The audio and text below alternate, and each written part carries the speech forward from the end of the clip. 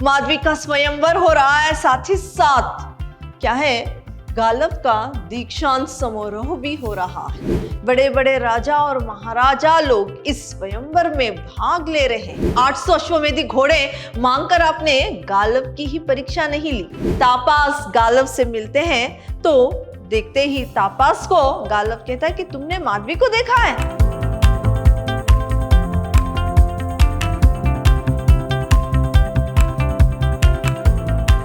प्रणाम, मैं रिहा नायस, अति उत्तम विद्याश्रम की हिंदी प्रवक्ता।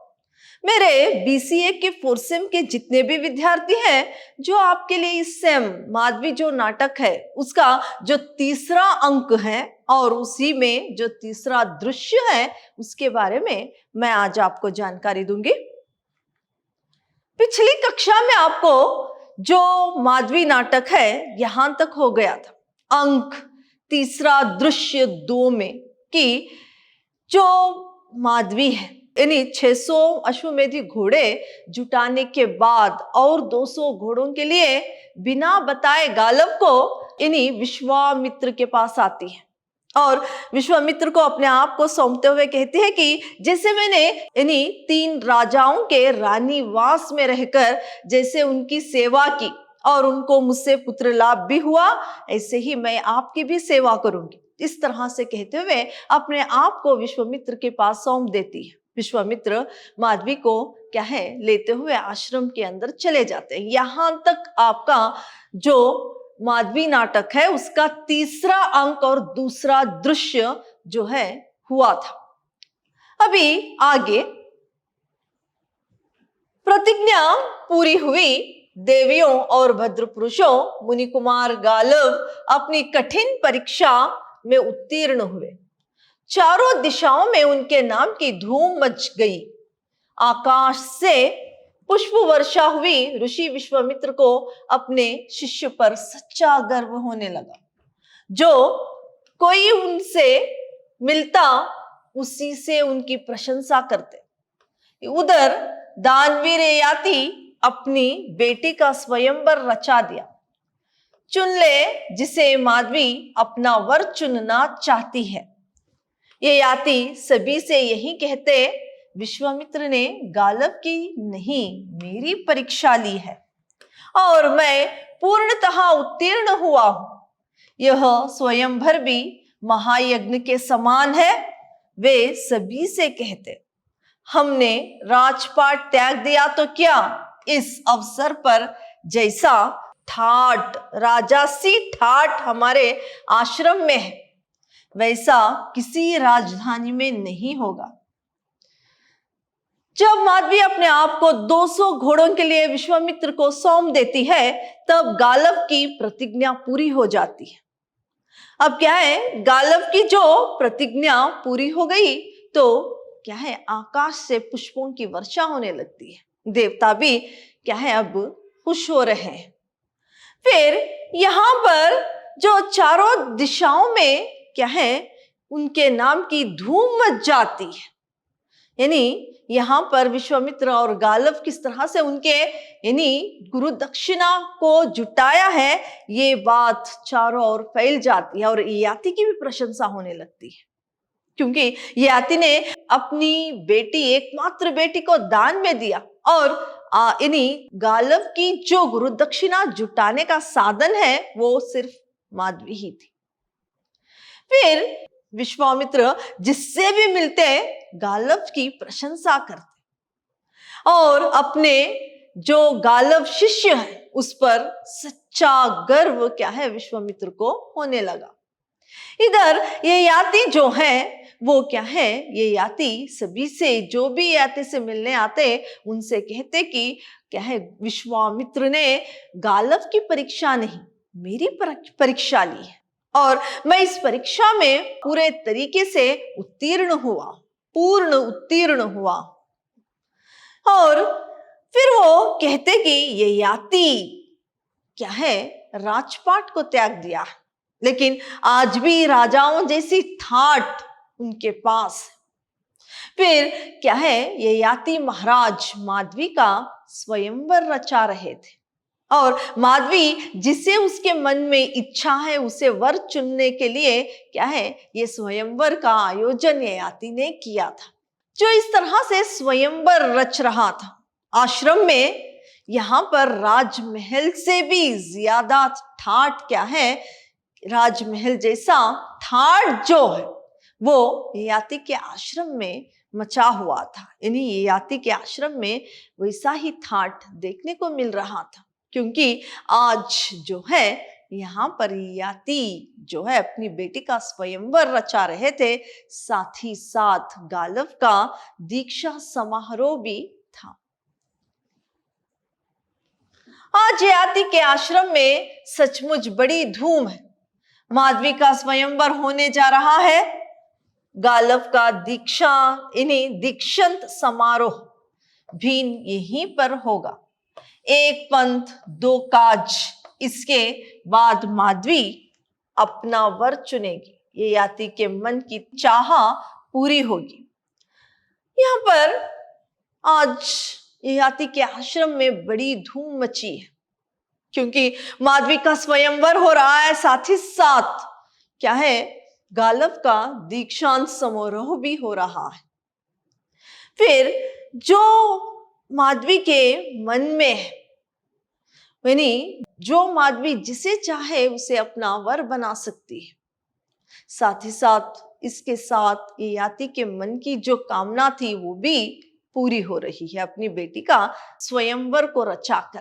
अब जो है आश्रमवासी एक, आज ऐसा लग रहा है जैसे महाराज ययाति फिर से राजपाट संभालने लगे हो। जंगल में बसा महाराज ययाति का यह आश्रम बड़े बड़े राजाओं की ईर्ष्या का केंद्र बना हुआ है। आश्रमवासी एक यहाँ पर बताते हैं कि आज ऐसा लग रहा है महाराज ययाति फिर से राजपाट संभालने लगे हैं, और जो ययाति का आश्रम है आज दूसरे राजाओं के लिए ईर्ष्या का केंद्र बना हुआ है। सभी बड़े बड़े राजा और महाराजा लोग इस स्वयंवर में भाग ले रहे हैं। इस तरह से आश्रमवासी ये कहता है। आश्रमवासी दो, महाराज आज बड़े प्रसन्न हैं। उनकी जय जयकार भी तो पूरे आर्यवत में गूंज रही है। दो दो समारोह एक साथ, पहले मुनि कुमार गालव की दीक्षा, ऋषि विश्वामित्र स्वयं पधार रहे हैं, वहीं मुनि कुमार की दीक्षा देंगे। इसके बाद माधवी का स्वयंवर होगा। तो आश्रमवासी दो बोलते हैं कि आज तो ययाति बहुत खुश है, क्यों ना हो। उनकी प्रशंसा जो है समस्त आर्यवत में हो रही है, और यहां पर बताया जा रहा है कि स्वयंवर भी होगा और विश्वामित्र जो है स्वयं पधार कर गालव को दीक्षा भी देंगे। ये दोनों जो एक खुशी की बात है, इसकी वजह से ययाति का आश्रम जो है, आज ययाति के आश्रम में बहुत प्रसन्नता, बहुत खुशी छाई हुई है, धूम मची हुई है। फिर दसियों राजा महाराज स्वयंवर में भाग लेने आए हैं। राजाओं का ठाठ देखा। आश्रमवासी जो एक है बताते हैं कि बहुत सारे राजा महाराजा लोग यहाँ पर इस स्वयंवर में भाग लेने के लिए आए हैं, और फिर क्या है, आज राजाओं का वो ठाठ भी देखिए। मुख्य समारोह तो स्वयंवर ही होगा। वे राजा भी आए हैं जिसके रानीवास में माधवी रह चुकी है। हंसकर और तो और वे अपने बच्चों को भी साथ लेते आए हैं, जो माधवी के गर्भ से उत्पन्न हुए थे। वो किस लिए, इसके क्या तुक है, स्वयंवर में बच्चों का क्या काम, माधवी के पुत्र को खड़ा कर देगा, यह सोचकर कि अपने पुत्र को देखकर माधवी उसकी ओर खींचे चली आएगी। मैं सोचता हूं माधवी अयोध्या नरेश हरियश्च को अपना वर चुनेगी।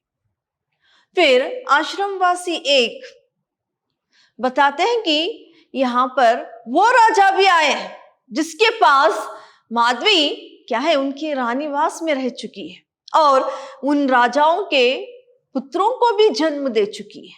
वो राजा लोग भी इस स्वयंवर में भाग ले रहे। तो आश्रमवासी दो कहता है, हाँ हाँ, वो किस लिए? उनके साथ जो है बच्चों को भी लेकर आए जो कि माधवी के गर्भ से जन्म ले चुके हैं।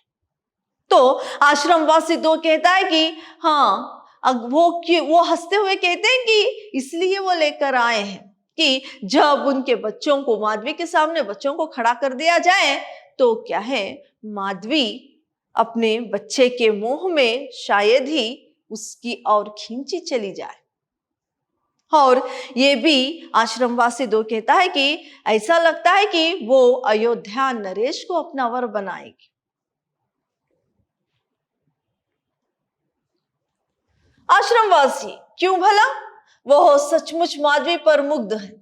माधवी का पहला पुत्र भी उन्हीं से हुआ था। बड़े पुत्र के प्रति अधिक मोह होता है। साहस शंखनाद सुनाई देता है। यह शंखनाद कैसा? कोई और राजा पधारे हैं बाहर की और देखकर नहीं नहीं, ये तो ऋषि विश्वामित्र बड़े बाजे खाजे के साथ आ रहे हैं।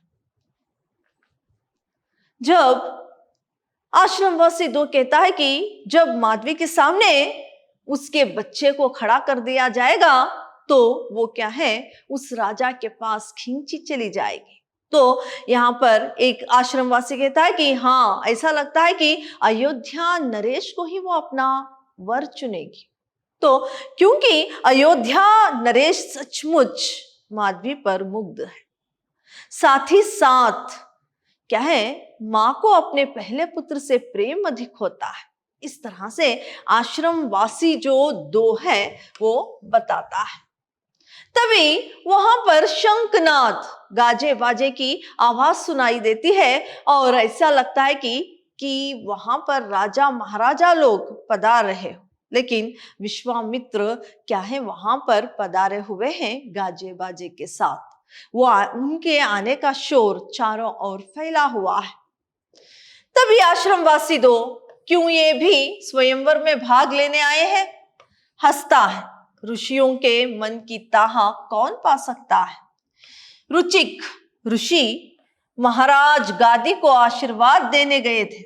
वहां महाराज की बेटी सत्यवती पर उनकी नजर पड़ गई। वहीं पर उसी से बिहार करने की ठान ली। देखिए यहां पर क्या विश्वामित्र इतनी धूमधाम से आए हुए हैं तो क्या वो भी स्वयंवर में भाग लेना चाहते हैं?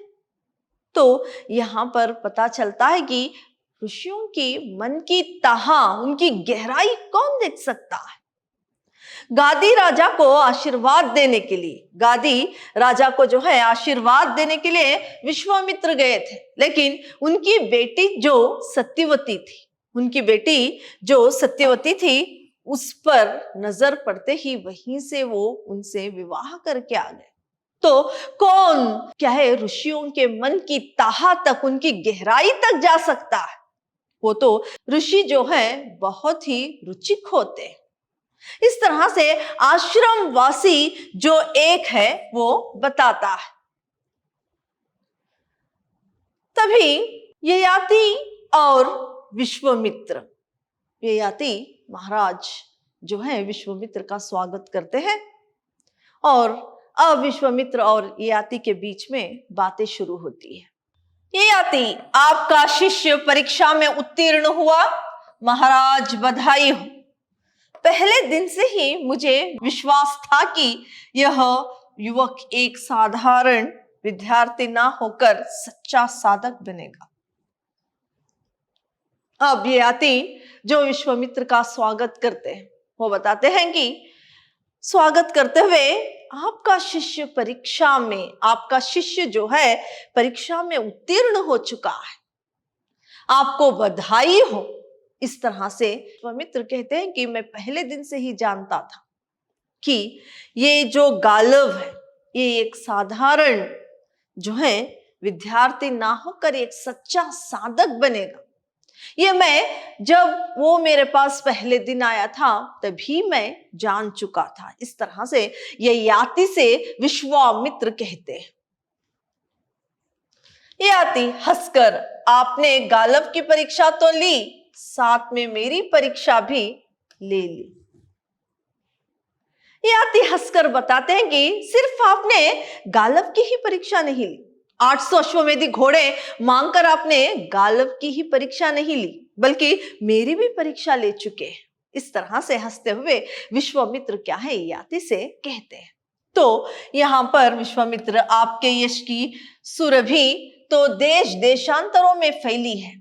गालव का प्रवेश, गालव दोनों को झुककर प्रणाम करता है और उनके सामने हाथ बांधे खड़ा रहता है। यहां पर विश्वामित्र कहते हैं कि हाँ, जो आपने दान दिया था अपनी एकमात्र पुत्री को, इससे ही इसी एक कारण गालव जो है आज गुरु दक्षिणा जुटाने में सफल हुआ। तो आज आपकी यश, आपकी प्रशंसा देश देशांतरों में क्या है, आपकी प्रशंसा हो रही है। यहां पर जो ययाति सिर्फ प्रशंसा का जो उसके मन में लालसा थी, उसकी प्रशंसा से ही वो क्या है, बेहद खुश हो जाता। तो इससे ययाति जब कहते हैं विश्वामित्र की तुम्हारी प्रशंसा देश देशांतरों में हो रही है, तो इससे वो बहुत ज्यादा ही खुश हो जाते हैं। तभी गालव का प्रवेश होता है। गालव जो है यहां पर अपना सर झुकाए हुए दोनों के सम्मुख आता है, दोनों को प्रणाम करता है और सामने गुरु और ययाति के सामने, यानी विश्वामित्र और ययाति के सामने हाथ बांधकर खड़ा हो जाता है। तो यहां पर ययाति, आसन ग्रहण करो मुनि कुमार, आसन बैठने के लिए ययाति को कहते हैं, बैठ जाओ। ययाति जो है गालव को आसन ग्रहण करने के लिए कहते हैं, यानी बैठने के लिए कहते हैं।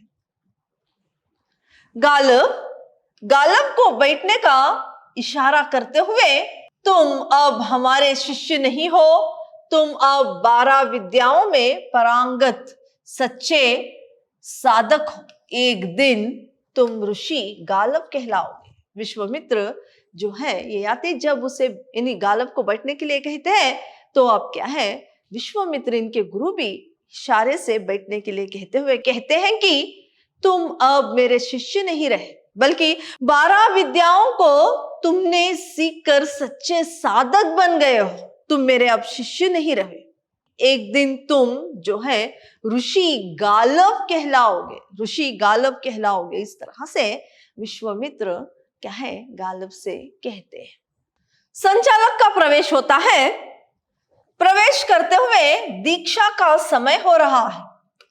महाराज, समय कम है, शीघ्र ही स्वयंवर का आयोजन होगा। उठते हुए गालव के कंधों पर थपथपाते, तुम तो धीर गंभीर हो। कर्तव्य परायण व्यक्ति धीर गंभीर होते हैं। विश्वामित्र से, महाराज, मैंने इसीलिए स्वयंवर का आयोजन किया है कि माधवी स्वयं अपना वर चुन ले। यहां पर संचालक आते ही कहते हैं कि ययाति से कि समय जो है दीक्षा का समय जो है वो हो रहा है, इसके बाद जो है स्वयंवर का आयोजन करना है। तभी ययाति वहां पर खड़े होकर गालव की ओर, यानी गालव के कंधों पर हाथ रखकर थपथपाते हुए कहते हैं कि तुम तो धीर और गंभीर हो। और आगे वो कहते हैं कि तुम तो धीर और गंभीर हो और कर्तव्य परायण हो। इस तरह से कहते हुए विश्वामित्र से कहते हैं, ययाति, मैंने इसीलिए स्वयंवर का आयोजन किया है कि माधवी स्वयं इच्छा से अपने वर को चुन ले। इस तरह से विश्वामित्र से भी ययाति कहते हैं। गालव सिर खुजलाता है। जिस दिन पहली बार तुम आश्रम में आए थे, उसी दिन मैं जान गया था कि तुम ही इसके जीवन साथी बनोगे। फिर गालव को देखकर गालव सर झुकाकर खुजलाने लगता है। गालव को देखकर याति कहते हैं कि जिस दिन तुम पहली बार आश्रम में आए थे उसी दिन मैं जान गया था कि तुम इसका जीवन साथी यानी माधवी का जीवन साथी तुम ही बनोगे। इस तरह से गालव को ये याति कहते हैं मुस्कुराकर।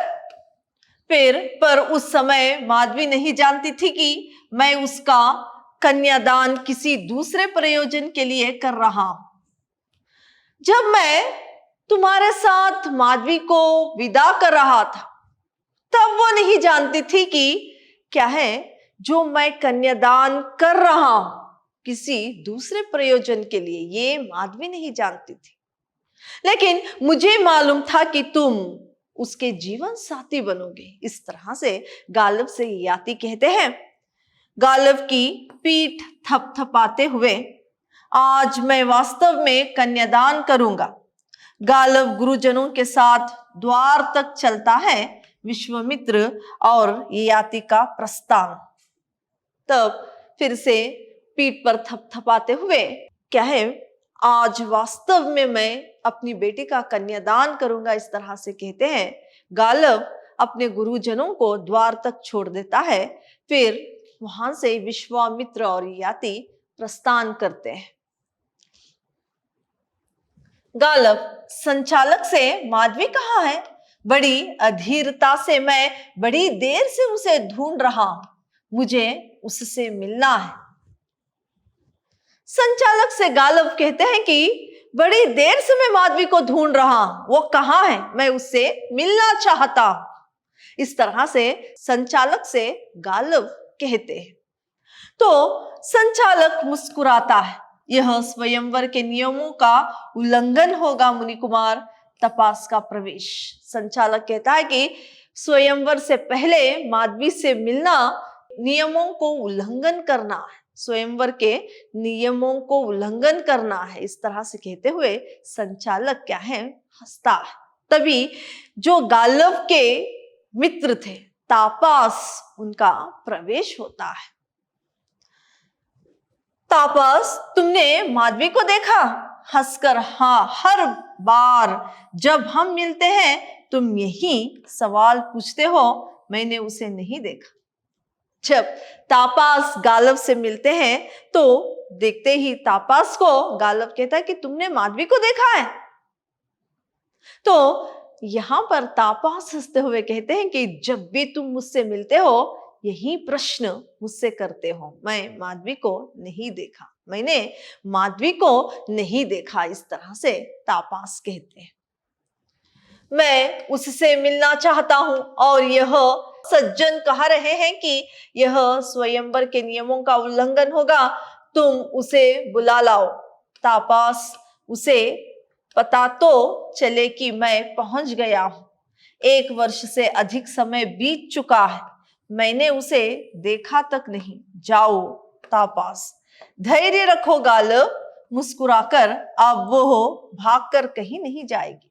देखिए तापास से क्या है, गालव कहता है कि ये सज्जन जो संचालक है वो कह रहा है कि क्या है, स्वयंवर से पहले अगर मैं माधवी से मिलूं तो ये नियमों का उल्लंघन होगा, लेकिन तुम जाओ और माधवी को बुला लाओ, क्योंकि मैंने 1 वर्ष से अधिक समय बीत चुका है, अभी तक मैंने माधवी को नहीं देखा है। उसे पता तो चले कि मैं भी इस स्वयंवर के लिए आ गया हूं।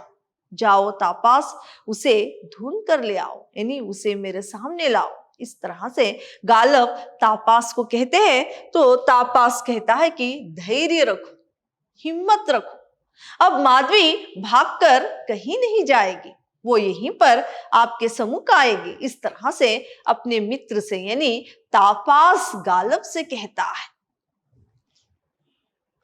गालव, मुझे शीघ्र ही मंडप में पहुंचना है, तुम माधवी को सूचित कर दो कि मैं आ गया हूं, बस इतना ही। इसमें तो स्वयंवर के नियमों का उल्लंघन नहीं होगा ना?